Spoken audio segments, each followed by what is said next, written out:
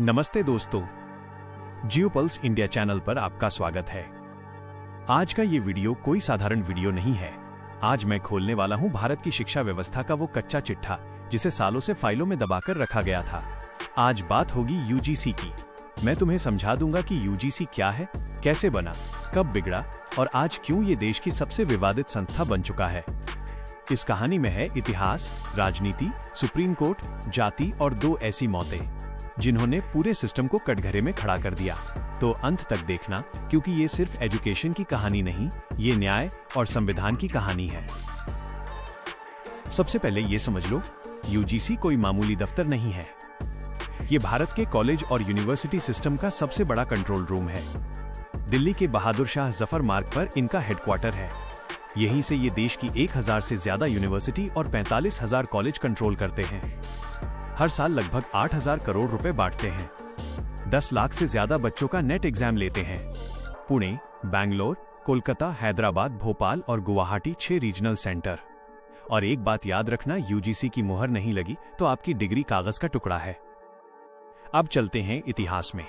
1945 की बात है। डॉक्टर सर्वपल्ली राधाकृष्णन ने कहा, इंग्लैंड का यूजीसी मॉडल भारत में लाओ। आजादी के बाद हालत खराब थी, देश टूटा हुआ था, शिक्षा व्यवस्था बिखरी हुई थी। पूरे देश में सिर्फ 21 यूनिवर्सिटी बची थी। क्वालिटी का नामो निशान नहीं था। 1947 में एक टेम्पररी यूजीसी बनाया गया। 1952 में सरकार ने पहली बार 2.5 करोड़ रुपए दिए और 28 दिसंबर 1953 को मौलाना अबुल कलाम आजाद ने यूजीसी का औपचारिक उद्घाटन किया। पहले चेयरमैन बने डॉक्टर वीएस हुजूर बजा। 1956 में संसद ने यूजीसी एक्ट पास कर दिया और यहीं से यूजीसी बन गया एक कानूनी पावर हाउस। शुरुआत के 20 साल अच्छे गए। 1960 में फंडिंग बढ़ी। 1970 में इमरजेंसी आई और ताकत और बढ़ गई। 1989 में नेट एग्जाम शुरू हुआ। 2020 में एनईपी आ गई। लेकिन जैसे जैसे ताकत बढ़ी वैसे वैसे अकाउंटेबिलिटी घटती गई और 2023 में पहली बार खुलकर बवाल हुआ। यूजीसी ने कहना शुरू कर दिया, कुछ यूनिवर्सिटी देश तोड़ रही हैं। जेएनयू, डीयू जैसे कैंपस को एंटी नेशनल ठहराया गया और फंडिंग रोकने का नियम बना दिया गया। नतीजा, 10,000 से ज्यादा छात्र सड़कों पर उतर आए। तमिलनाडु, केरल, कर्नाटक भड़क गए। एनईपी के बहाने हिंदी थोपने का आरोप लगा। तमिलनाडु का फंड 1800 करोड़ से घटाकर 1200 करोड़ कर दिया गया। मामला सुप्रीम कोर्ट पहुंचा। दिल्ली यूनिवर्सिटी बनाम यूजीसी। 15 मार्च 2025 को जस्टिस बीवी नगारात्ना ने साफ कहा, यूजीसी नया नियम लेकर आई, प्रमोशन ऑफ इक्विटी रेगुलेशंस 2026। अब जरा ध्यान से सुनना, क्योंकि अब हम उस हिस्से में आ रहे हैं जहां ये मामला सिर्फ पॉलिसी का नहीं, इंसान की जिंदगी और जाति की सच्चाई का बन जाता है। सबसे पहले रोहित वेमुला। 2016, Hyderabad central university. रोहित कोई आम छात्र नहीं था। वो दलित बैकग्राउंड से आने वाला पीएचडी स्कॉलर था।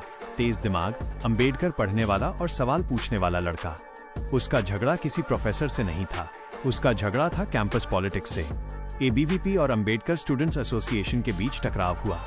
मामला बढ़ा। फिर बीजेपी के एक सांसद दत्तात्रेय ने एचआरडी मिनिस्ट्री को चिट्ठी लिख दी कि एचसीयू में एंटी नेशनल एक्टिविटीज चल रही हैं। अब यहीं से खेल गंदा हुआ।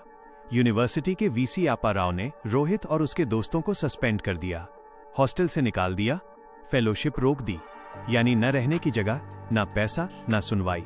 रोहित ने बार बार कहा, मुझे दलित होने की सजा दी जा रही है, लेकिन सिस्टम ने कहा, यह डिसिप्लिन का मामला है, कास्ट का नहीं। और यही सबसे बड़ा झूठ था। 17 जनवरी 2016, रोहित ने सुसाइड कर लिया।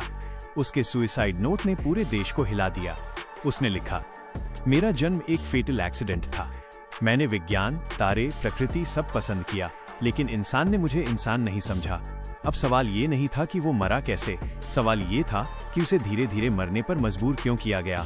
ये था इंस्टीट्यूशनल कास्ट डिस्क्रिमिनेशन, जो दिखता नहीं लेकिन चुपचाप जान ले लेता है। अब आते हैं पायल तड़वी पर। 2019, टोपीवाला मेडिकल कॉलेज, मुंबई। पायल कोई एक्टिविस्ट नहीं थी, वो सिर्फ पढ़ना चाहती थी। वो पहली ट्राइबल लड़की थी जो उस कॉलेज में एमडी कर रही थी। लेकिन उसकी पहचान डॉक्टर नहीं बनी, उसकी पहचान बनी रिजर्व्ड कैटेगरी वाली। उसकी 3 सीनियर डॉक्टर्स हेमा आहूजा, भक्ति मेहरे, अंकिता खंडेलवाल उसे रोज ताना मारती थीं। कोटा से आई है। भील रानी, तुम लोग डॉक्टर बनने लायक नहीं हो। ये कोई 1-2 बार नहीं हुआ, ये डेली ह्यूमिलिएशन थी। पायल ने कंप्लेन की, लेकिन कॉलेज ने कहा एडजस्टमेंट करो, रेजिडेंसी टफ होती है। 22 मई 2019 पायल ने सुसाइड कर लिया।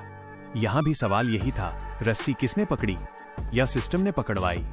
अब समझो असली कास्ट कॉन्फ्लिक्ट।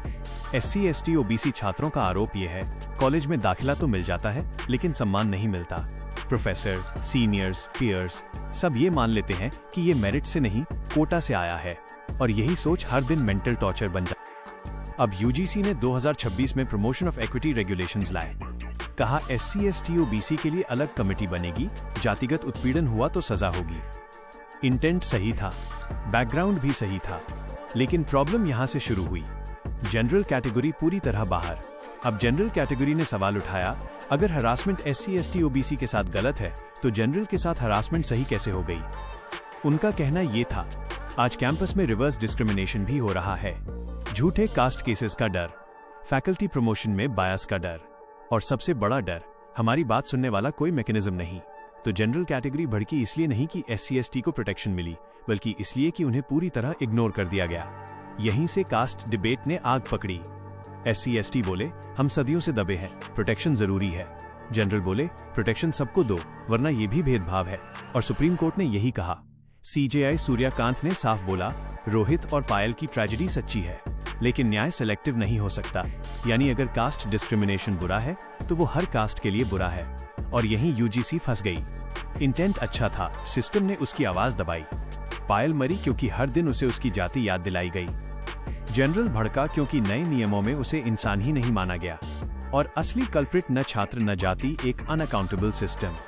दोस्तों, अगर ये सच्चाई ने आपको हिला दिया तो अभी जियो पल्स इंडिया को सब्सक्राइब करो, बेल आइकॉन दबाओ और लाइक शेयर करना मत भूलना, ताकि ऐसे कच्चे चिट्ठे सब तक पहुंचे।